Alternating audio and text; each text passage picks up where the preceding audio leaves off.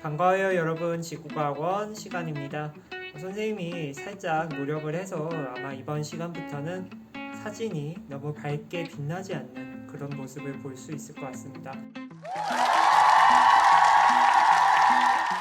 살짝 부족한 강의여도 끝까지 최선을 다해서 들어주시면 정말 행복할 것 같아요. 오늘 배울 내용을 한번 보겠습니다. 오늘 제목은 판이동의 원동력입니다. 친구가 보내준 한마디 한번 소개를 해볼게요. 간절히 원한다면 지나가는 금 같은 시간부터 낭비하지 마라. 2학년에 있는 박행석 학생이 저에게 보내준 말인데요. 정말 간드러지는 말이죠. 내가 원하는 무언가가 있을 때 그것을 성취하기 위해서는 이렇게 흘러가는 시간들을 소중히 여겨야 된다라는 것 같아요. 선생님은 어제 빙수를 먹었어요. 서해빙을 가서. 내가 그때 하나만 더 먹었으면 지금 또 빙수 생각이 나지 않을 텐데. 살짝 저급한 예시지만 여러분들이 원하는 게 있다라면 현재 특히 고등학교 시절을 정말 의미 있게 보내야 돼요. 공부만 하라는 게 아니라 공부, 연애, 그다음에 게임, 뭐든지 의미 있게. 그 시간은 지나가면 돌아오지 않아요. 그래서 여러분들이 2학년 현재 고2죠. 코로나 때문에 지금 학교는 나오지 못하지만 각각 위치에서 정말 최선을 다하고 시간이 낭비되지 않도록 노력해 주시고 힘써 줘야 된다는 거. 오늘 이 친구의 한마디로 이렇게 가볍게 한번 시작을 해보았습니다. 그럼 수업으로 가보겠습니다. 먼저 지난 시간 리뷰를 한번 같이 해보도록 할게요. 판이 무엇인가 라는 질문을 해보겠습니다. 판이라는 것은 직업과 멘틀의 일부다. 그 중에서도 멘틀의 위쪽, 상부 멘틀을 의미했어요. 그리고 해양판이 대륙판보다 어떻나요? 그렇죠. 살짝 무겁죠. 그렇기 때문에 해양판이랑 대륙판이 만나면은 해양판이 아래로 이렇게 섭입하죠. 그리고 이 그림을 한번 보시면은 해양지각이 이렇게 있고 대륙지각이 있습니다. 그 다음에 밑에 멘틀이 있는데 이 영역까지를 판이라고 합니다. 판, 지갑과 멘틀의 위쪽, 상부 멘틀, 그걸 합쳐서 판이라고 하고 다른 말로 암석권이라고도 합니다. 암석권. 그렇게 해서 판이 무엇인가 한번 살펴보았고, 판의 경계에서 발달하는 지형을 물어보고 있어요. 발산형 경계에서는 해령, 열곡, 열곡대, 그리고 수렴형 경계에서는 해구, 호상열도, 그리고 습곡산맥까지, 그리고 보존형 경계에서는 변환단층이 있었습니다. 우리 발산형 경계에서 이러한 해령, 열곡, 열곡대를 볼 수 있는데요. 우리 해령은 대서양 중앙해령이 그 예시죠. 해령이 뭐였어요? 그렇죠. 이거 이제 지겹지 않나요? 위로 이렇게 올라가서 펼쳐질 때 여기 산, 해령은 산이었고 열곡은 뭐였습니까? 그렇죠. 이렇게 벌어질 때 생기는 골짜기였죠. 골짜기. 그래서 얘도 예시가 동아프리카 열곡대였죠. 열곡대는 뭐냐면은 열곡들이 길게 나열되어 있는 거, 그것을 열곡대라고 말을 했습니다. 그리고 수렴형 경계에 보시면은 해구, 호상열도, 습곡산맥이 있는데 해구 가장 깊은 곳 마리아나 해구죠. 마리아나 해구. 해구는 무엇이었나요? 그렇죠. 판과 판이 만났을 때 생기는 골짜기 같은 거, 그게 해구였죠. 그 다음에 호상열도 뭐였습니까? 호상열도. 그렇죠. 판과 판이 이렇게 만났을 때 얘를 해양판, 얘를 대륙판이라고 해볼게요. 그러면 해양판이 무거우니까 아래로 섭입을 하죠. 그러면은 마그마가 이제 분출이 됩니다. 그리고 화산이 생기겠죠. 그러한 화산섬들이 어떤 모양으로 나열되어 있는 거예요? 그렇죠. 호 모양으로 나열되어 있는 거, 그게 호상열도죠. 그래서 예시가 일본 열도를 생각해 보면은 좋을 것 같아요. 그 다음에 마지막으로 습곡산맥이 있습니다. 습곡산맥. 산이 만들어지는 그 과정 기억하세요? 예시로 선생님이 히말라야 산맥을 가져왔어요. 히말라야 산맥. 두 판이 만나가지고 특히 충돌하는 경계에서 히말라야 산맥이 형성이 되었죠. 얘는 굳이 충돌형이 아니더라도 이렇게 만나는 수렴형 경계에서 다 생길 수가 있다라는 거. 그 다음에 보존형 경계를 볼까요? 보존형 경계는 변환단층이 예시로 나와 있어요. 그래서 산안드레아스 단층, 산안드레아스 단층이 대표적인 예시였죠. 그래서 보존형 경계의 특징이 뭐였냐면은 보존이라는 거예요. 보존. 왜 보존이었죠? 그렇죠. 발산형 경계는 판이 이렇게 벌어졌죠.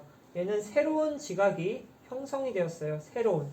그 다음에 수렴형 경계는 이렇게 만나는 거였고, 만나가지고 충돌을 하거나 아니면 섭입을 하거나 소멸을 하는 그런 경계였어요.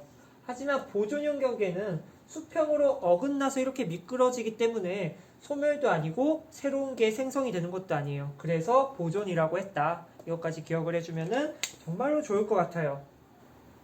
그 다음에 판의 경계에서의 지각 변동을 볼 건데요.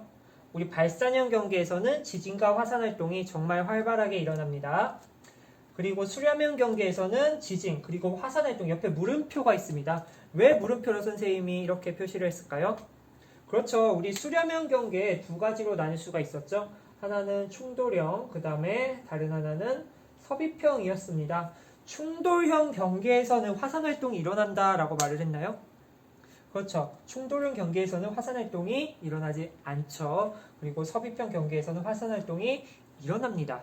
아직 배우지는 않았지만 뒤에서 마그마가 생성되는 조건을 배운다면은 왜 섭입형 경계에서만 화산 활동이 일어나는지 배울 수 있습니다. 조금만 참아주시고요.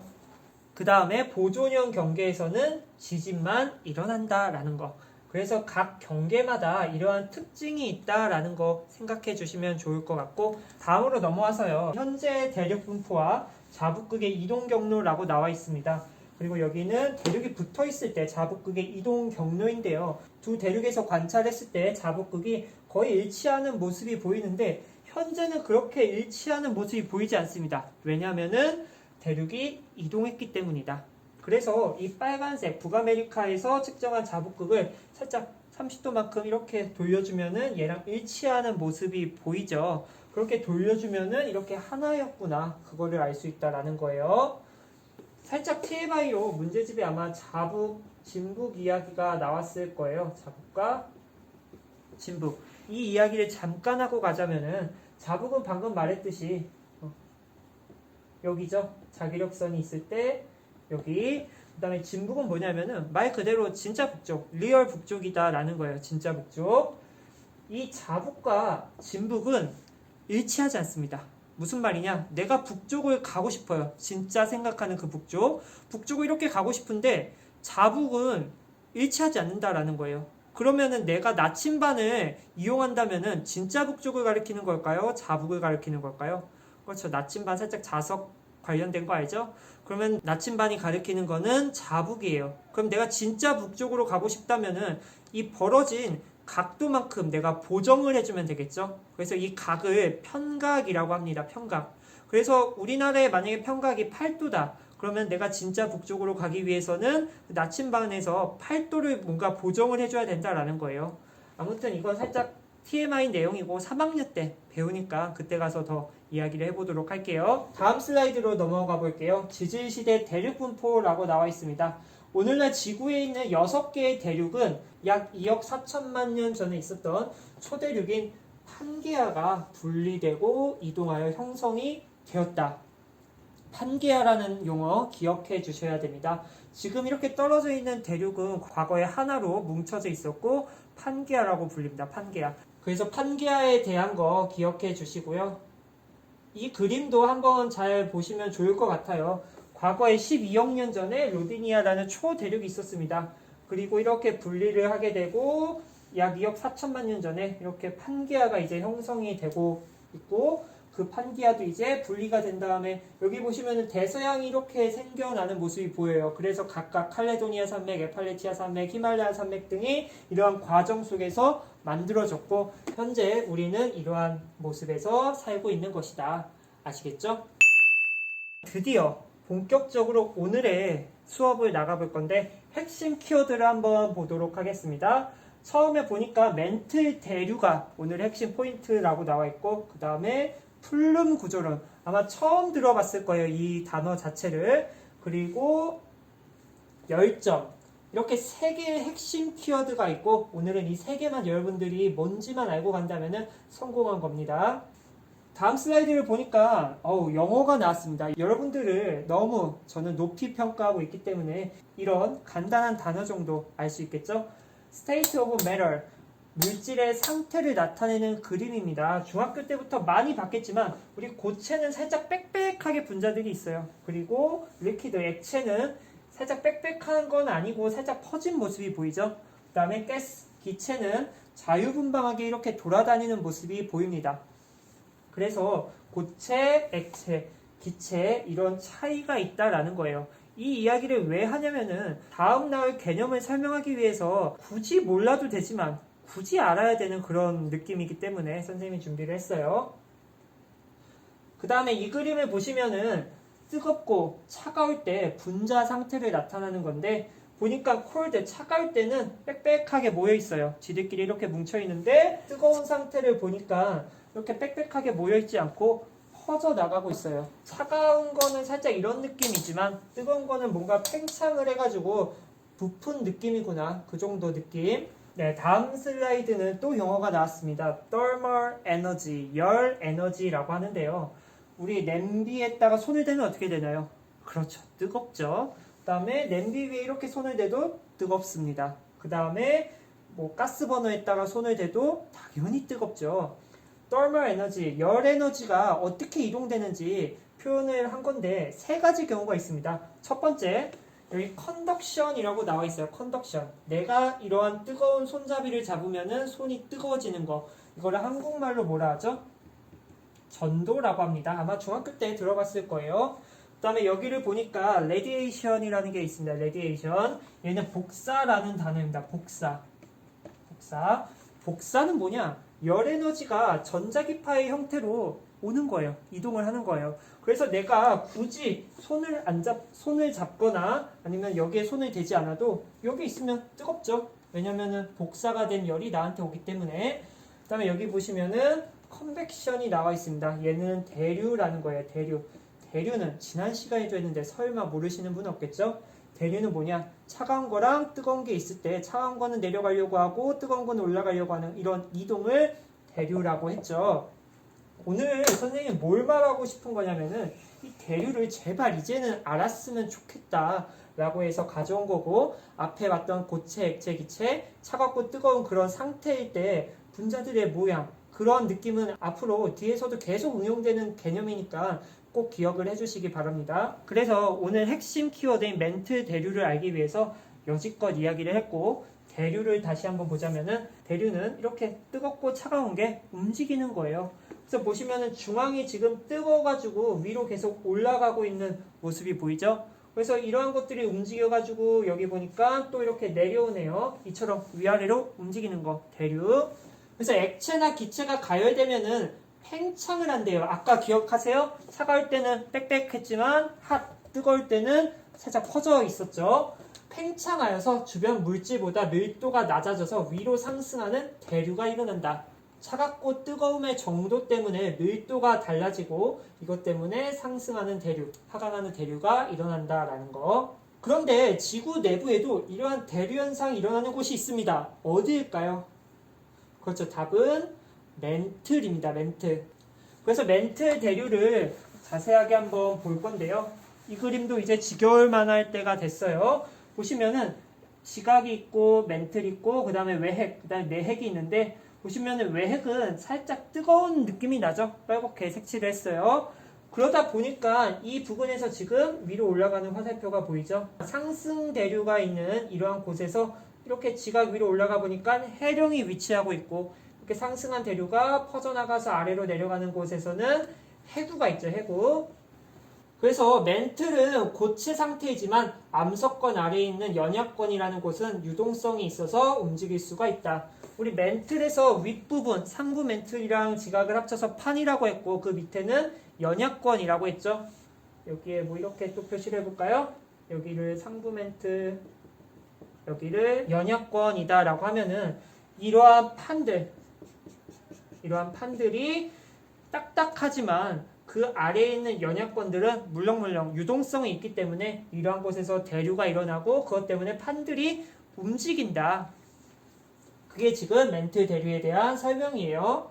그래서 멘틀이 대류하여서 연약권이 이동하면서 판도 함께 이동을 한다.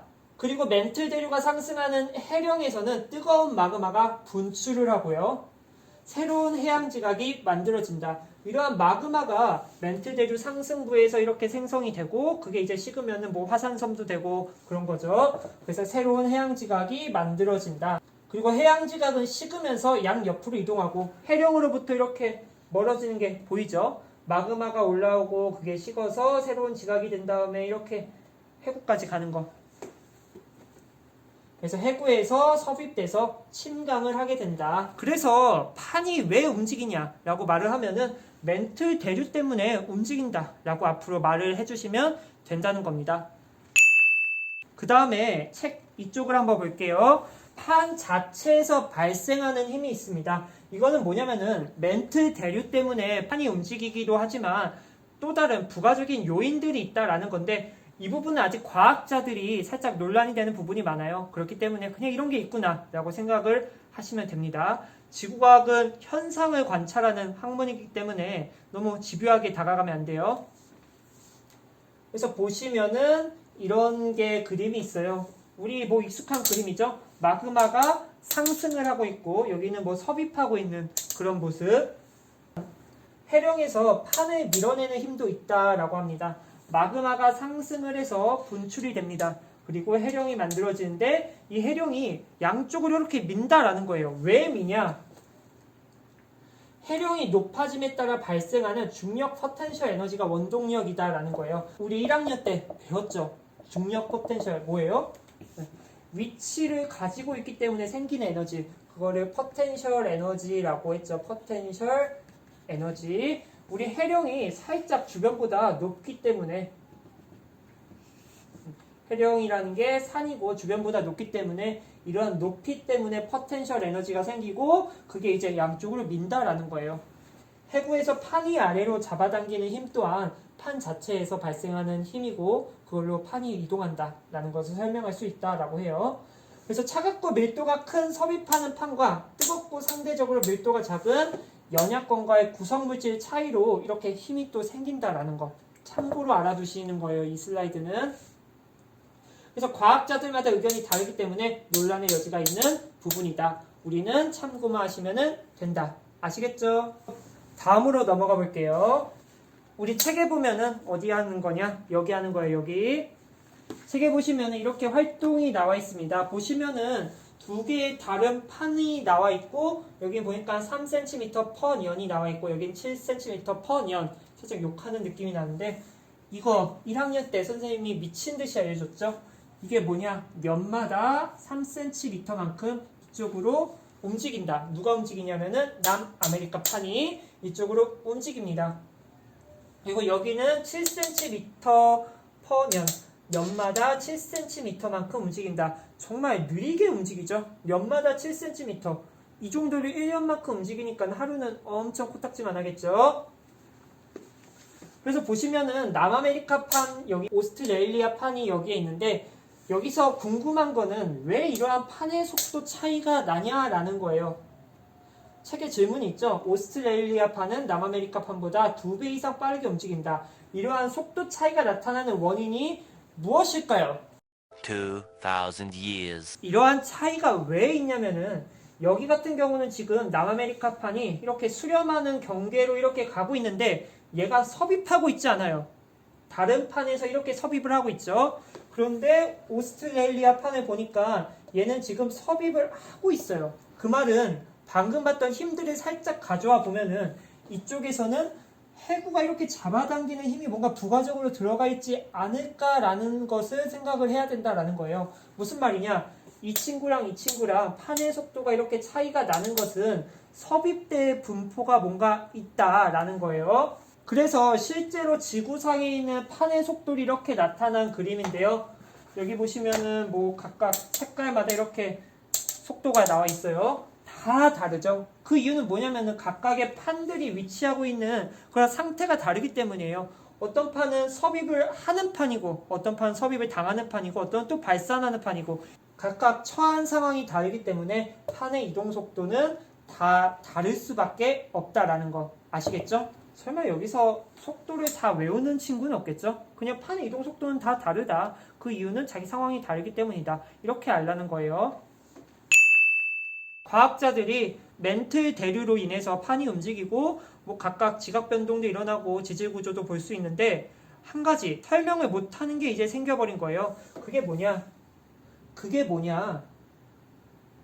선생님이 또 있어 보이게 동영상을 가져왔어요. 지금 어디를 향하고 있냐면은 여기 하와이를 가져왔어요. 하와이는 판의 경계가 아니에요. 수렴형 경계, 발산형 경계, 우리 화산 활동 일어난다라고 했는데 하와이는 그런 경계가 아님에도 불구하고 화산 분출을 하는 곳입니다.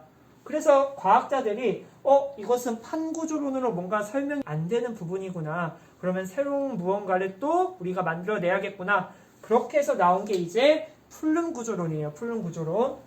보시면은 판 구조론에 따르면은 화산 활동은 뜨거운 물질이 상승하는 판 경계에서만 일어나야 돼요.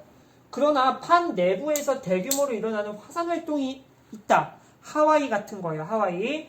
이러한 현상은 판 구조론만으로 설명할 수 없습니다.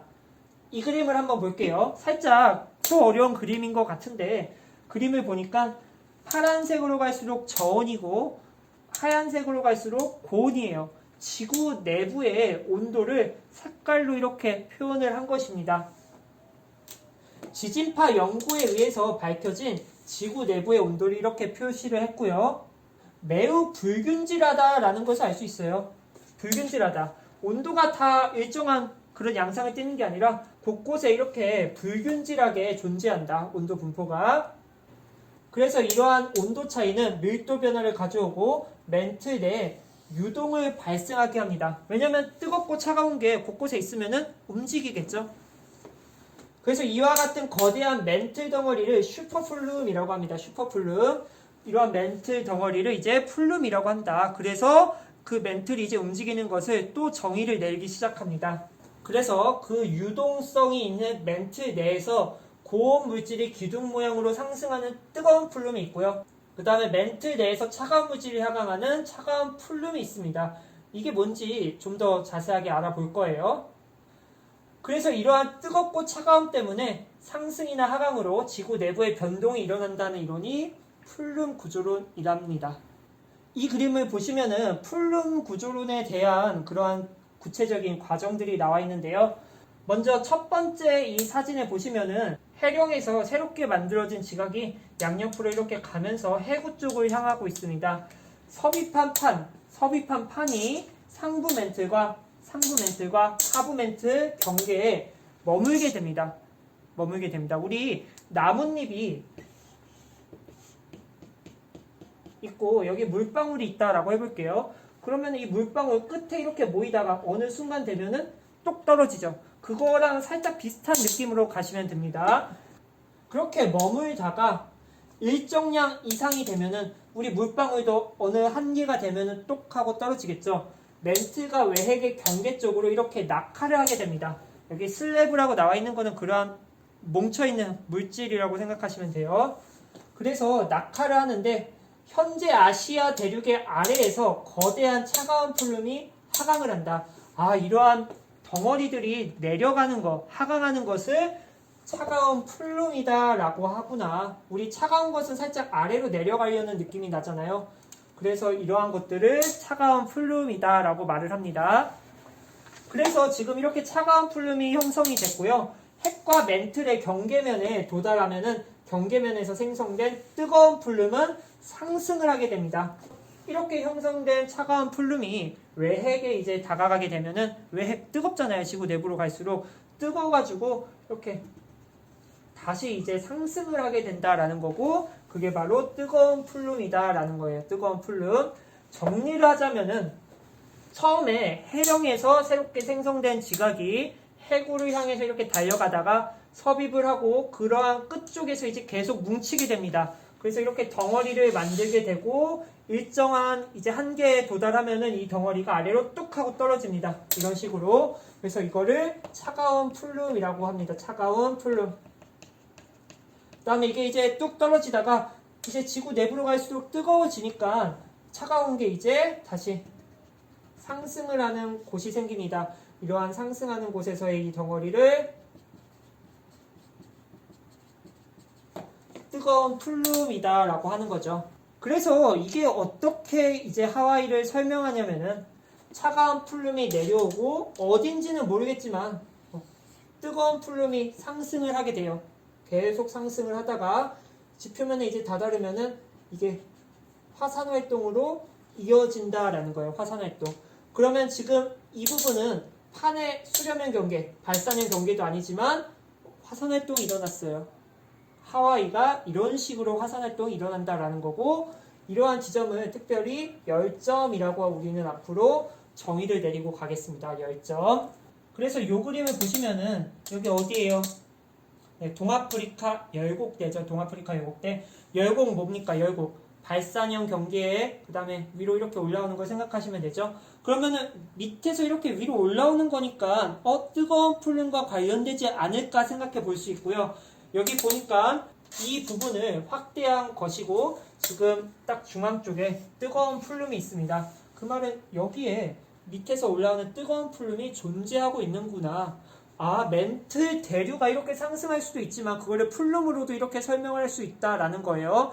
그러니까 플룸이 지구 곳곳에 있습니다. 지구 곳곳에. 그래서 이렇게 판의 경계에서 이렇게 플룸으로 이야기를 하는 것도 있고, 아니면은 하와이처럼 판의 경계가 아니지만 이렇게 뜨거운 플룸이 나타나면은 판의 경계인 마냥 행동을 할 수 있다라는 거죠. 이 그림을 한번 보시면은 시작은 항상 차가운 플룸으로 가시면 됩니다. 우리 아시아 대륙 있고 일본은 수려면 경계라는 거 알죠? 그래서 일본 쪽에 보니까 차가운 플룸이 이렇게 움직이다가 뜨거워지게 되면 뜨거운 플룸이 되고 상승하는 모습을 이렇게 표현을 한 거죠.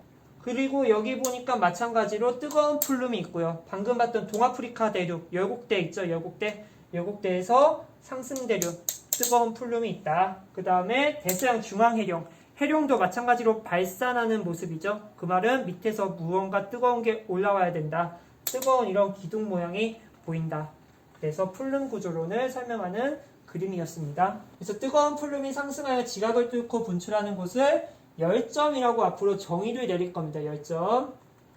그래서 열점에서 분출하는 마그마는 외핵과 멘틀 경계 부근에서 생성된 것이기 때문에 판이 이동해도 열점의 위치는 변하지 않는다. 이게 무슨 말이냐? 지금 우리 지구상에 있는 열점들을 표현한 것이거든요. 그래서 하와이를 이렇게 표시를 해봤고, 고정된 열점에서 마그마가 분출하여 용암대지, 화산섬 등이 만들어집니다.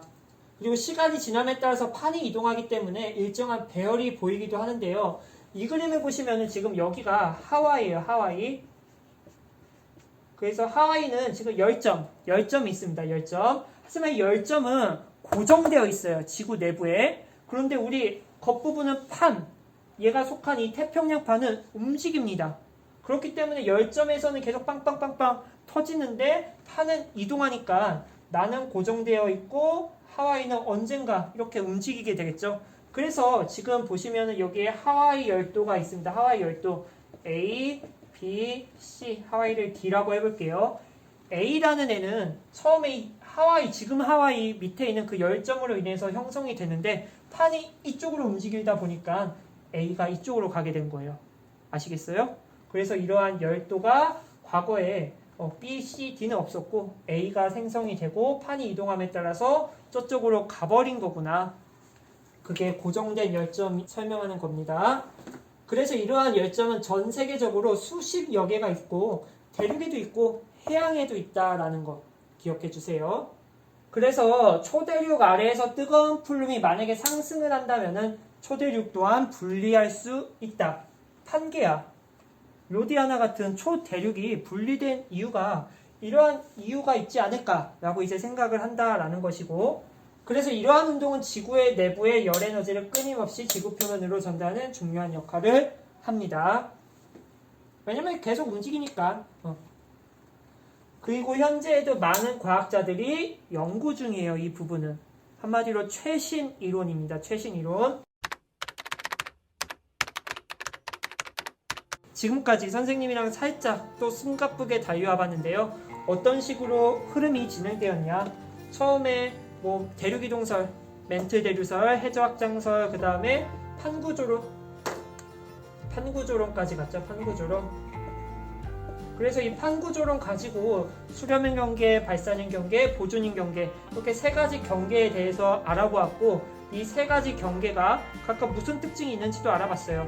하지만 여기에 하와이 같은 특이한 지역이 나타나고 그거를 설명하기 위해 풀룸 구조론을 가져오게 되었습니다. 풀룸 구조론.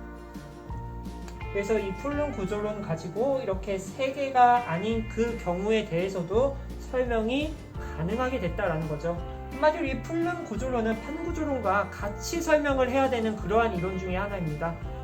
다음 시간에는 우리 지구 내부로 살짝 들어가서 마그마가 과연 어떻게 생성이 되는지 알아볼 거예요.